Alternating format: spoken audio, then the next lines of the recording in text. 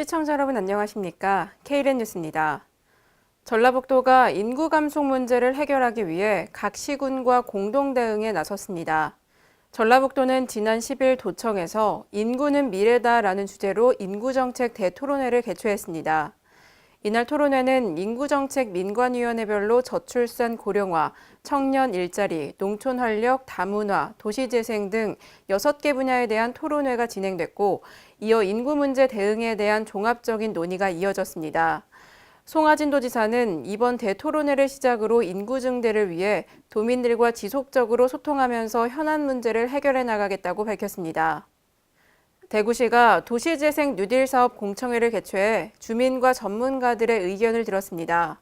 이번 공청회는 북구 산격동과 달서구 죽전동, 중구 성내동과 동산동, 서구 비산동 등 도시재생 뉴딜 사업 활성화 계획을 세워야 하는 5곳을 대상으로 실시됐습니다.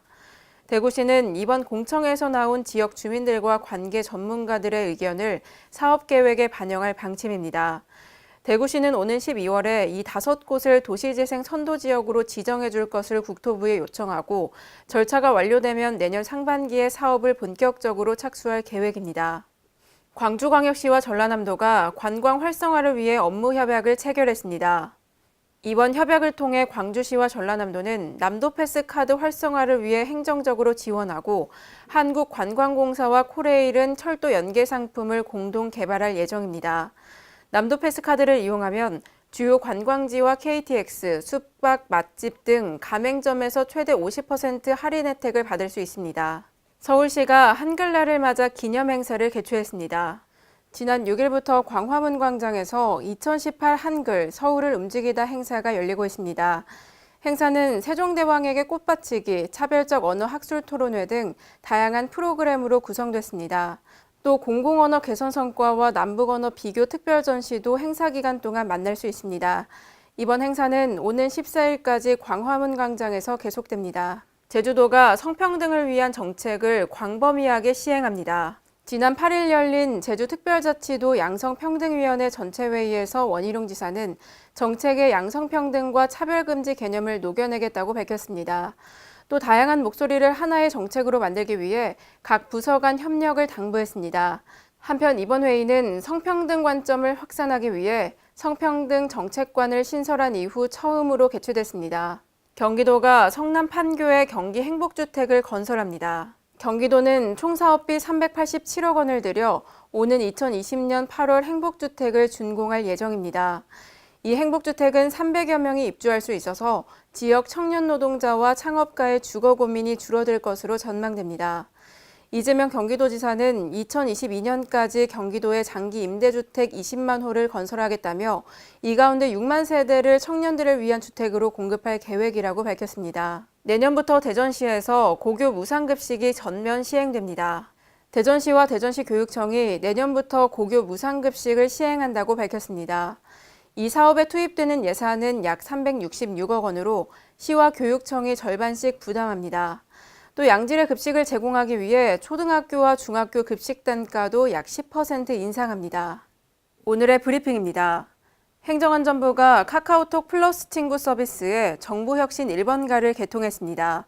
카카오톡 정부혁신 1번가의 플러스 친구가 되면 정부혁신 정보를 실시간으로 받아볼 수 있습니다. 행정안전부 관계자는 국민의 삶의 질을 개선하기 위해 다양한 정부 혁신 활동이 범정부적으로 진행 중이라며 국민들의 관심을 부탁했습니다. 제주도가 내년 노인 돌봄 서비스 예산을 36억 원으로 증액합니다. 이를 통해 홀로 사는 노인들을 위한 사회 안전망을 강화할 예정인데요. 제주도 관계자는 독거노인에 대한 유형별 서비스와 보호 체계를 강화해 독거노인에 대한 지역사회 돌봄 사업을 활성해 나가겠다고 말했습니다. 충남 보령시가 어린이들의 안전한 등하굣길을 위해 옐로카펫을 설치합니다. 옐로카펫은 횡단보도 앞 대기 공간과 벽 등에 노란색 페인트를 칠해 운전자들이 보행자를 쉽게 알아볼 수 있도록 하는 시설물입니다. 보령시는 올해 옐로카펫을 비롯해 어린이 등하굣길 안전을 위해 총 7억 원을 투입했습니다. 부산시가 하반기 준공 예정인 주요 공사장에 대해 특별 안전점검을 실시합니다. 이번 점검은 도로 교량 분야, 토목 분야, 건축 분야 등 3개 분야 공사장에 대해 진행됩니다. 부산시 관계자는 준공 예정 사업들에 대해 사전에 충분한 점검을 실시해 시민들을 보호하고 시민들이 주변을 이용하는 데 불편함이 없도록 하겠다고 밝혔습니다. 세종시가 미생물을 일상에 적용해 쾌적한 생활 환경을 조성합니다.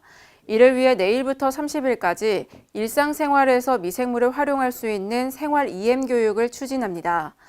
세종시는 이번 교육을 계기로 생활 곳곳에서 미생물을 사용할 수 있도록 세제, 생활 원예, 비누 등 생활 EM을 확대 보급할 계획입니다.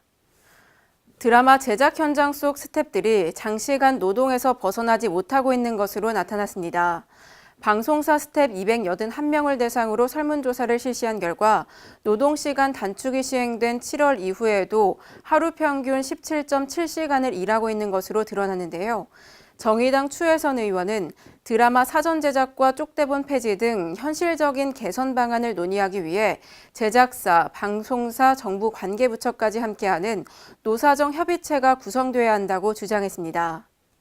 청소년들이 각종 고민을 온라인상으로 쉽게 상담받을 수 있도록 사이버 상담 서비스가 강화됩니다.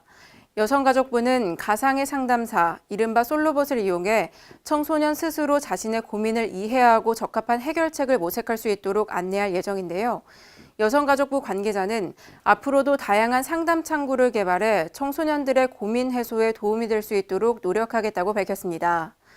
이상으로 K랜 뉴스를 마칩니다. 시청해주신 여러분 고맙습니다.